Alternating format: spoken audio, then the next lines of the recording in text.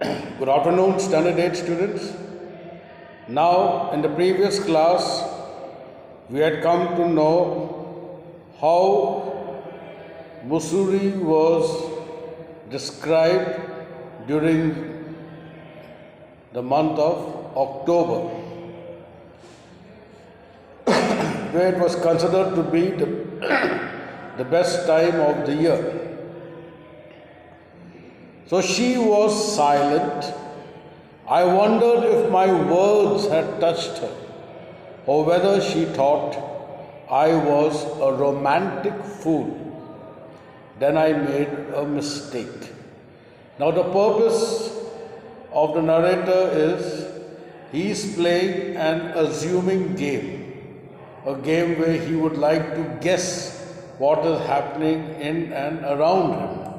Now, he being blind, he has come across another passenger who happens to be a girl, and now he's having a conversation. Now he has come to know where she is going to get off, and she asked him, "Where are you going?" So now he says, "I'll be going to Dera, and then from there I will move on to Mussoorie." Then she was very excited to know that at this part of the year, in the month of October, Mussoorie is very beautiful. So when he continued this conversation with her, he felt that he made a mistake.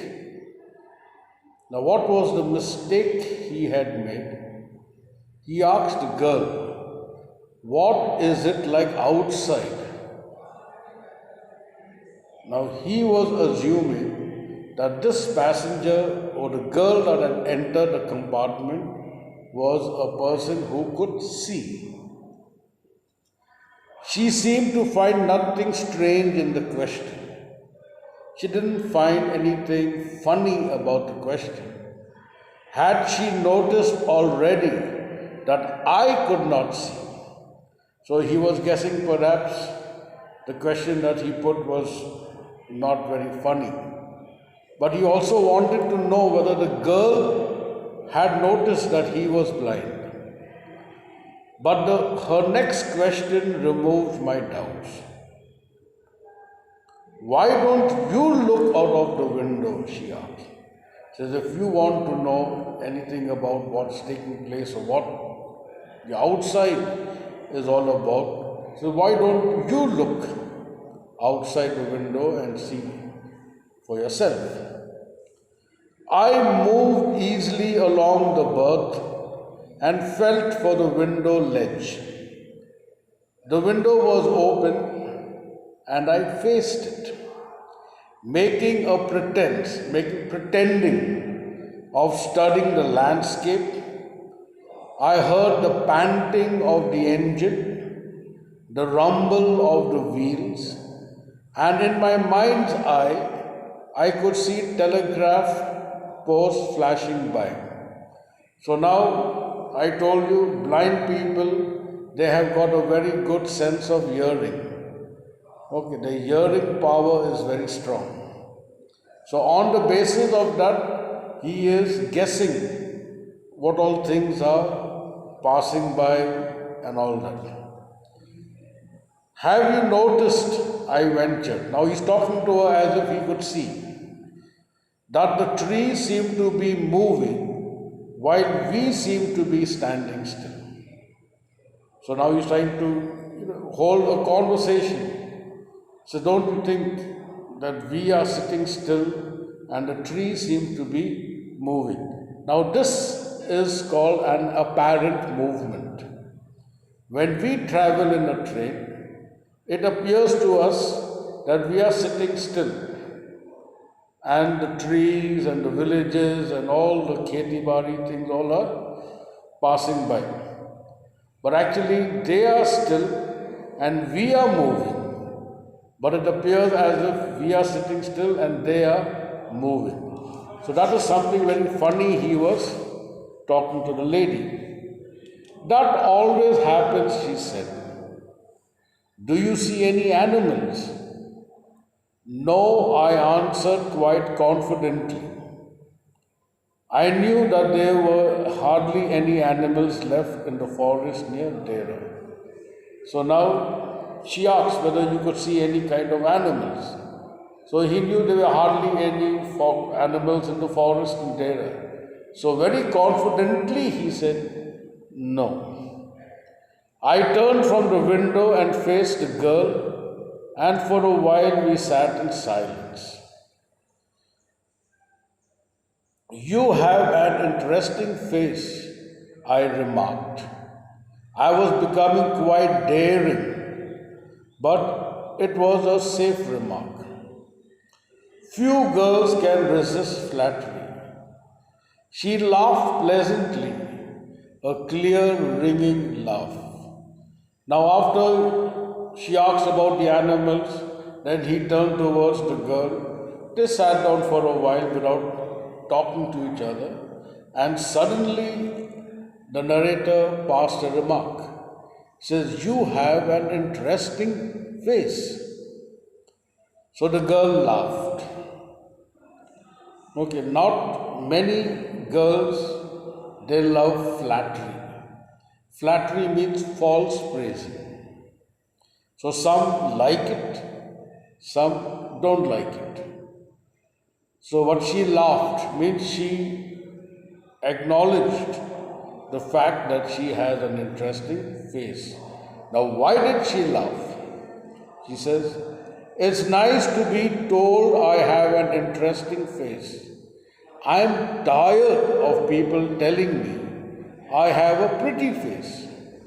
So she giggled or she laughed because somebody told her that she has got an interesting face.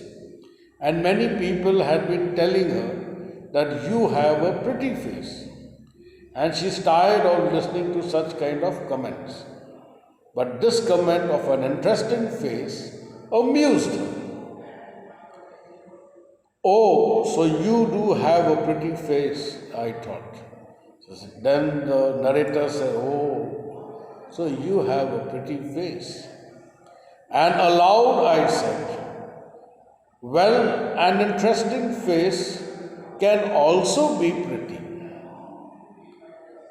He says, an interesting face can also be pretty. It does not mean that you have an interesting face and you are not pretty. He meant an interesting face means a pretty face. You are a very gallant young man, she said, but why are you so serious? It seems to be you are a very jovial, friendly type of a person. But it seems that you are very serious. I thought then that I would try to laugh for her, but the thought of laughter only made me feel troubled and lonely. So when she asked him, why are you so serious? You seem to be a very charming person, very bold in talking and speaking well. But it seems that you are very serious. So he tried to laugh, make a false laugh, but he also felt lonely, troubled and lonely. Why? He may be feeling a little bit ashamed of his blindness. We'll soon be at your station, I said. Now, perhaps the narrator seems to be quite a regular traveler. So he says, now I think your destination is coming at your station. Thank goodness it's a short journey. I can't bear to sit in a train for more than 2 or 3 hours. Then the girl complained, oh, thank God my station is coming near. Because I don't like to travel for long hours. I prefer to travel short distances for not more than 2 or 3 hours. Yet, now the narrator is saying, yet I was prepared to sit there for almost any length of time just to listen to her talking. He said, I don't mind traveling for long hours as long as this girl is with me and she keeps on talking. Then he praises her voice. Her voice had the sparkle of a mountain stream. Says that means she had a very beautiful, crystal clear voice. As soon as she would leave the train, she would forget our brief encounter. So as soon as she leaves, she gets off the train, then she would forget that brief means very short. But it would stay with me for the rest of my journey and for some time later. So she may forget that she had traveled with another passenger. But for the narrator, he was so thrilled, he was so happy. Just for a short time, he was traveling with this girl. So he says, I don't mind. He says, I will not forget her. Not till I continue my journey. Even after that, I will continue to remember this experience with this pretty faced girl. The engine's whistle shrieked, the carriage wheels changed their sound and rhythm. The girl got up and began to collect her things. I wondered if she wore her hair in a bun or if it was plaited. Perhaps it was hanging loose over her shoulders, or was it cut very short? Now again he was playing the guessing game. Now according to her voice, he felt maybe the girl had a hairstyle, must have been a bun or a pleat or a hair over her shoulders, or maybe it is cut short. So while he was traveling, he was playing this guessing game. Now he's trying to guess what kind of a hairstyle the girl must have had. The train drew slowly into the station. Outside, there was the shouting of porters. Porters mean coolies. And vendors. Vendors mean the chai wala, the jhalmuri wala and all that. And a high-pitched female voice near the carriage door. That voice must have belonged to the girl's aunt.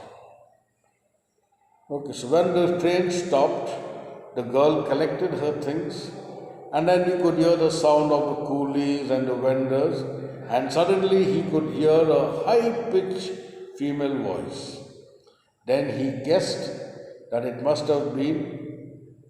be the girl's aunt. Goodbye, the girl said. She was standing very close to me, so close that the perfume from her hair was tantalizing. Okay, so when she said goodbye, so she was standing very close to him. She was standing very close to him, and he could get the smell of her perfume. Because now he knows that the girl is going away, he's not going to enjoy or be with her for a long time. So he was feeling very upset. I'll end it till here, and then in the next class I shall continue. Thank you.